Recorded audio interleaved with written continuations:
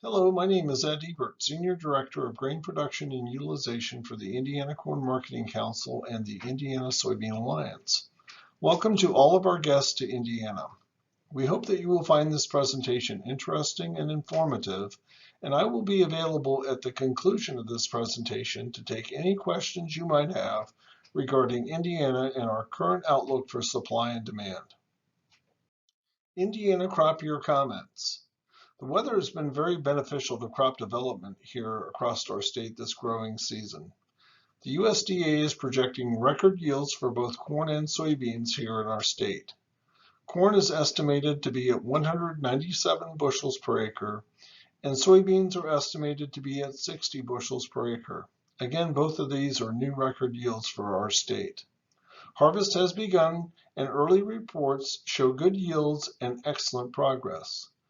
As you found out earlier in Paul Hodgins' video, he has had an early start to his planting campaign this season, which should correspond with an early completion of his harvest, weather permitting. Corn and soybeans are valued at $10.5 billion to Indiana this current year.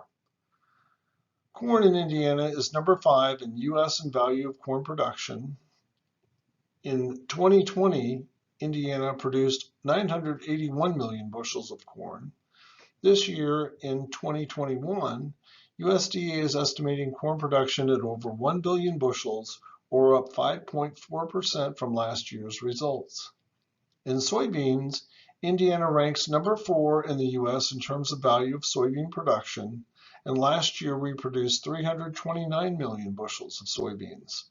This year, USDA is estimating Indiana production at 341 million bushels, which is up 3.6% from last year's results.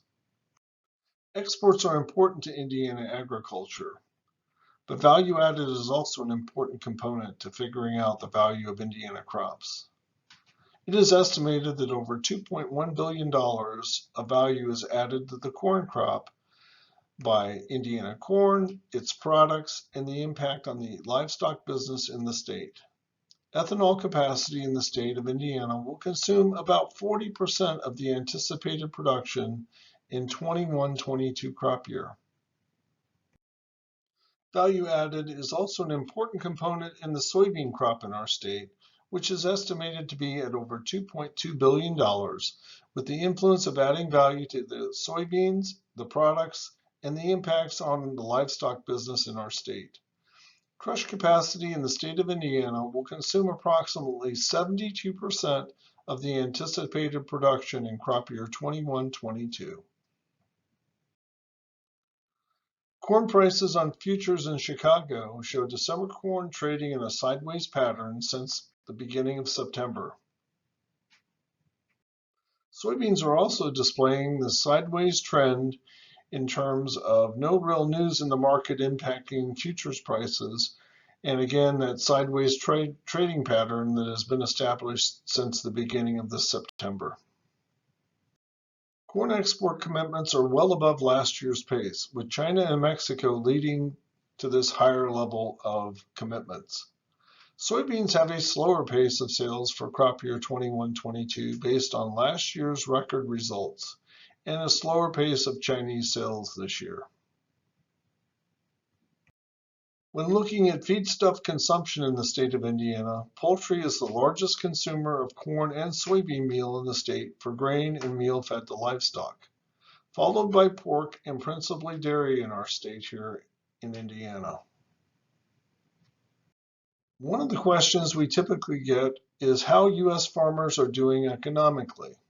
This year, we will see a significant rise in the net cash and net farm income due to higher prices and production. These estimates are as of September 2nd, 2021, and indicate that farmers in the U.S. are above break-even prices for both corn and soybeans this year. That's a very quick summarization of what's going on in our state this past year. At this time, I'll be glad to answer any questions that you have as I come on to the presentation in a live format. Thank you.